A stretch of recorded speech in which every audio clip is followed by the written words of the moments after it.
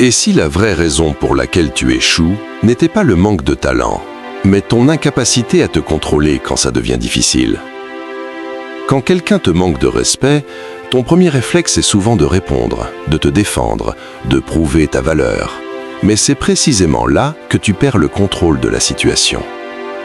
Le silence calculé est une discipline rare, presque dérangeante, car il va à l'encontre de l'instinct humain qui cherche à réagir immédiatement. Pourtant, le silence n'est pas une fuite, ce n'est pas une faiblesse, c'est une démonstration de maîtrise. En choisissant de ne pas répondre, tu reprends le pouvoir que l'autre pensait avoir volé. Tu montres que tu n'es pas manipulable, que tu n'es pas esclave de tes émotions, que ton esprit est plus fort que ton ego. Le silence envoie un message plus violent que n'importe quelle insulte. Tu refuses de descendre à leur niveau. Et ce refus crée un déséquilibre. Les personnes toxiques vivent pour provoquer, pour obtenir une réaction, pour sentir qu'elles ont un impact sur toi. Mais quand elles se heurtent à un mur de calme, elles perdent leur repère. Elles doutent, elles s'agitent, elles cherchent une faille qui n'existe pas. Le vide que tu crées devient un miroir, et dans ce miroir, elles sont forcées de voir leur propre comportement. Ce n'est plus toi qui es exposé, c'est elles. Et pendant qu'elles s'épuisent à chercher ton attention, toi, tu économises ton énergie. Tu restes centré, tu avances sans bruit. Le silence devient alors une stratégie, une forme de respect envers toi-même, une barrière invisible qui protège ta paix intérieure. Car au final, tout le monde ne mérite pas une réponse, et comprendre cela, c'est déjà atteindre un niveau de force que peu de gens possèdent. Ils veulent te voir exploser, perdre ton calme, dire quelque chose que tu regretteras, parce qu'au moment où tu perds le contrôle, tu abandonnes ton pouvoir sans même t'en rendre compte. Le contrôle émotionnel n'est pas naturel, c'est une discipline que peu de gens maîtrisent réellement, et c'est justement pour ça qu'il est si puissant. Un stoïcien comprend une vérité que la majorité ignore. Ce ne sont jamais les événements qui te détruisent, mais l'interprétation que tu en fais et la réaction que tu choisis d'adopter. Entre le stimulus et ta réponse, il existe un espace, et dans cet espace se trouve ta liberté. Respire profondément, ralentis ton rythme, observe sans juger, et tu verras que l'émotion qui semblait incontrôlable commence à perdre son emprise. Tu n'es pas obligé de réagir immédiatement, tu n'es pas obligé de céder à la pression, tu peux choisir le calme même dans le chaos. Et c'est là que tout change. Parce que pendant que l'autre essaye de te provoquer, de t'atteindre, de te faire sortir de toi-même, il se heurte à une barrière invisible, ton sang-froid. Ta maîtrise devient alors une forme d'humiliation silencieuse, non pas par arrogance, mais par contraste. Plus ils s'agitent, plus ton calme devient évident. Plus ils élèvent la voix, plus ton silence devient puissant. Et dans ce contraste, ils réalisent quelque chose de profondément dérangeant. Ils n'ont aucun contrôle sur toi. Tu n'es pas influencé, tu n'es pas manipulé, tu es stable. Et cette stabilité, dans un monde rempli de réactions impulsives, devient une force rare, presque intimidante. Car celui qui contrôle ses émotions ne se contente pas de résister au monde, il le dépasse. Des limites fermes sont la fondation invisible du respect que tu reçois. Car le monde te traite rarement mieux que la manière dont tu t'autorises à être traité. Le respect commence par toi. Et si tu tolères le manque de respect, même une seule fois, tu envoies un signal clair que ce comportement est acceptable.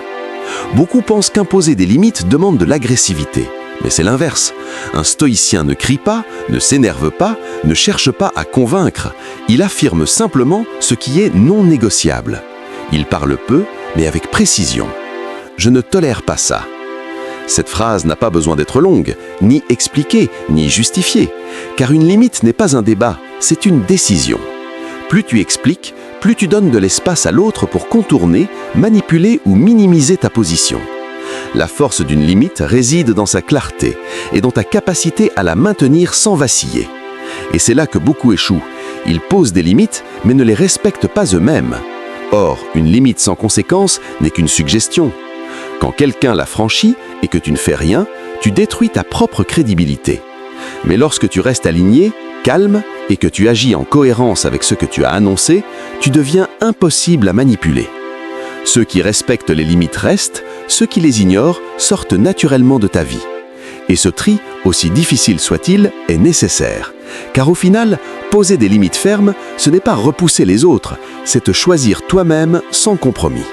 L'indifférence glaciale est une forme de pouvoir que peu de gens comprennent vraiment, car elle demande un détachement profond que la plupart ne possèdent pas.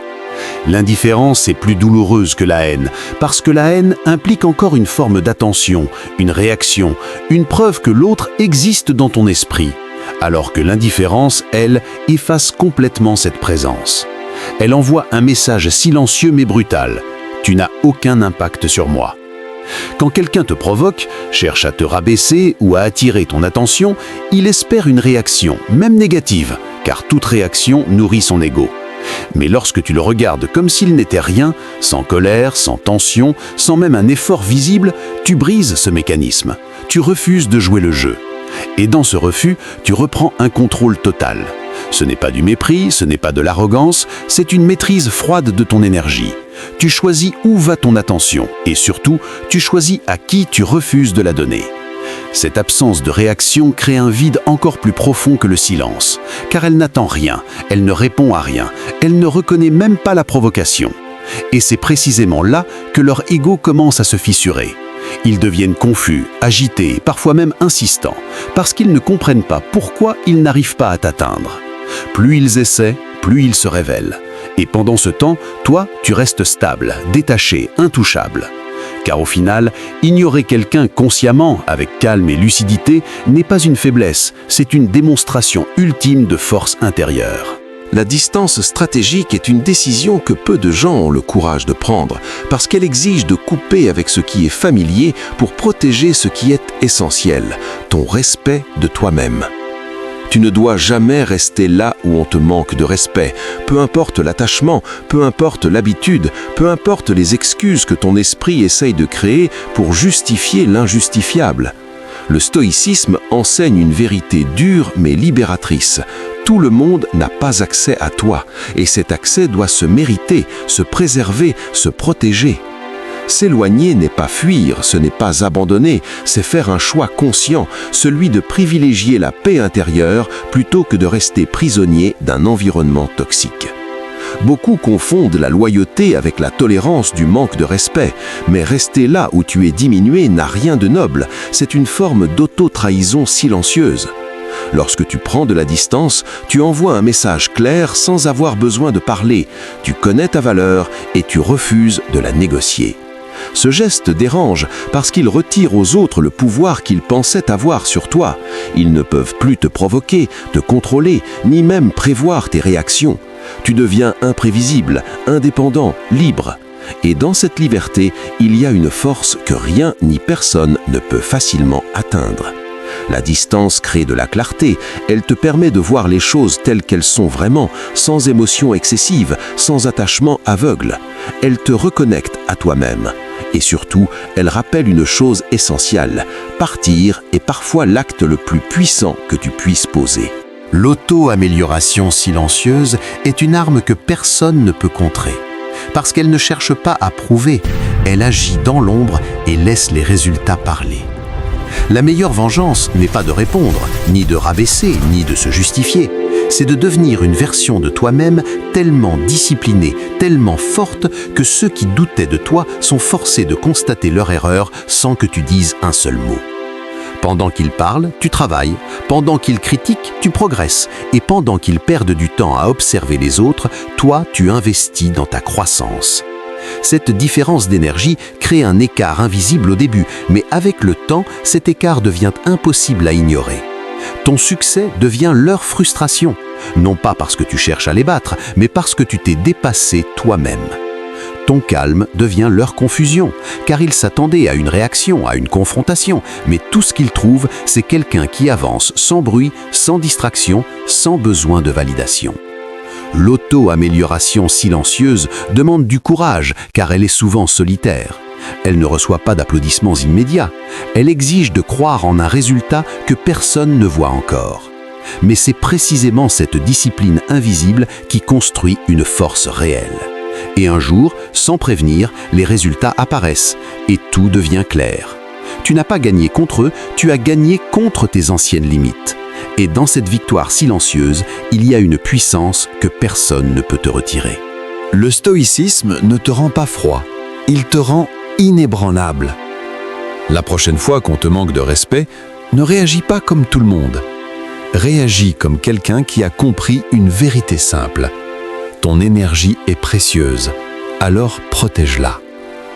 Si tu veux devenir mentalement plus fort, abonne-toi maintenant, parce que dans ce monde, ceux qui contrôlent leurs émotions contrôlent tout.